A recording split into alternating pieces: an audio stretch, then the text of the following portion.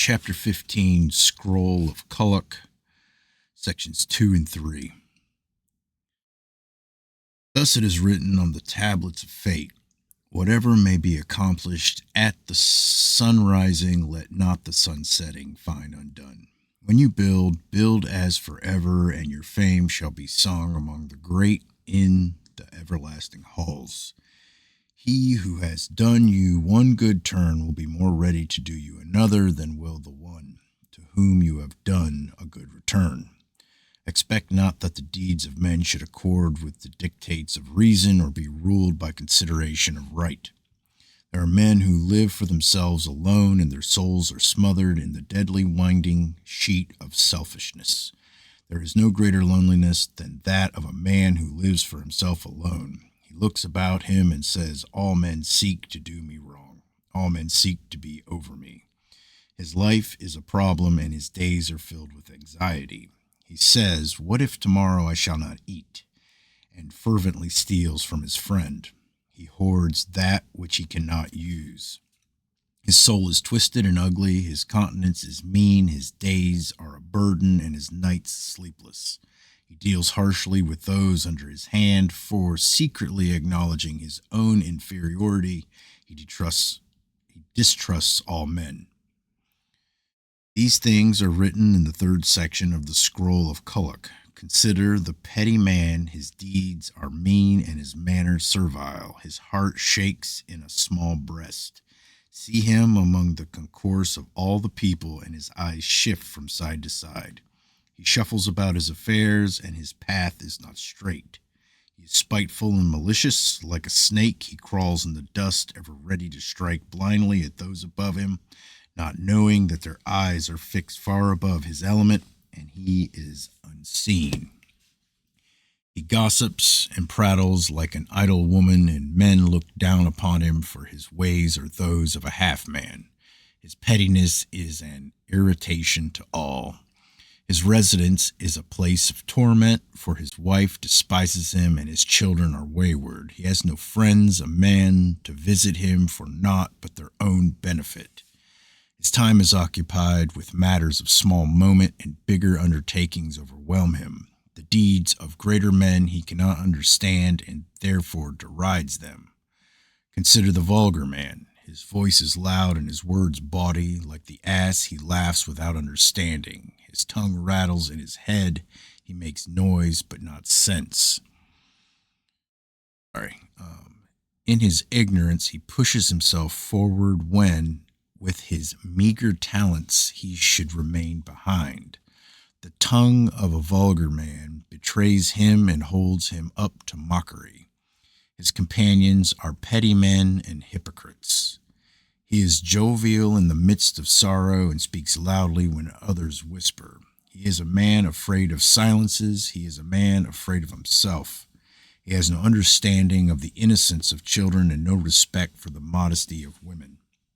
He is a man well left to himself. Consider the cowardly man. His mother does not grieve at his absence, for she is ashamed of his face. His father shuns him, and he becomes the companion of hypocrites. His wife goes in fear of every man, while her thoughts turn to better men. His children are mocked, and his father insulted. His son has to establish his place, and his daughter commands no respect. For a coward to marry is a wrongdoing.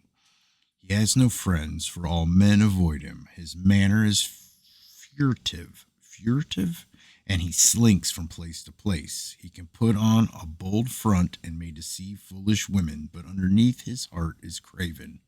Put to the test by men, he is found wanting. Consider the man of no account. He is improvident and wasteful. He speaks of his own importance, but deceives none but himself and the foolish. The easiest person for any man to deceive is himself. The man of no account walks in marketplace to buy a stone. Without merit himself, he appeals to the deeds of his forefathers for credit. What good is it to the blind man that his father could see? What benefit to the illiterate that his father could write? In what way can it raise the standing of a man of no account if his father's father was a good standing and repute? Is it not more to his discredit that he is what he is? He who walks in the shadow of his father's reputation has none of his own. He who establishes his reputation upon that of another erects a building without foundation. The ass of Pharaoh is still an ass. And worthless man does worthless things. His death removes an encumbrance from the earth. Consider the man of honorable estate. His wife is fully married and not made ashamed by a life under the double law. His household is well fed and his servants obedient. He uses his strength to protect the weak, and his arm is swift to right an injustice. He remembers that the greatest injustices are wrought in the name of justice. He does not permit the weakling and hypocrite to rise to high position by cunning. He seeks out wickedness to destroy it and cannot remain passive in its presence. His children are dutiful and obedient. His fields are well cared for and his estate prosperous. His treasures serve the good of the people and promote contentment and harmony. His riches are not spent selfishly or foolishly. Consider the courageous man. His wife holds her head high, for she is proud of her standing. She fears not the lewd looks of base men, nor the mocking smiles of women. A courageous man has many friends, and men turn to him in times of trouble. He is a rock among raging waters. He is the shield of the unprotected and the sword of the weak.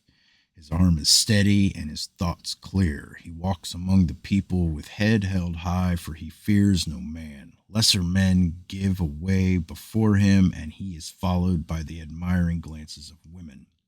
Consider the half-man. His ways are the ways of women without her charms. He sickens the stomachs of men, and women turn from him in disgust. He is ever treated with scorn and contempt. He fawns and makes himself lowly that he might please true men. He is unclean within, and filth lurks on his lips, ever ready to fall and pollute. He is small-hearted and seeks his pleasure among vile things. He is an abomination to true men, for he is a man in form alone. As his vile thoughts mold his speech and actions into mockery of womanhood, so do they twist his soul into an image of horror. He who is not wholly a man is no man. He who is the companion of half men is a half man himself.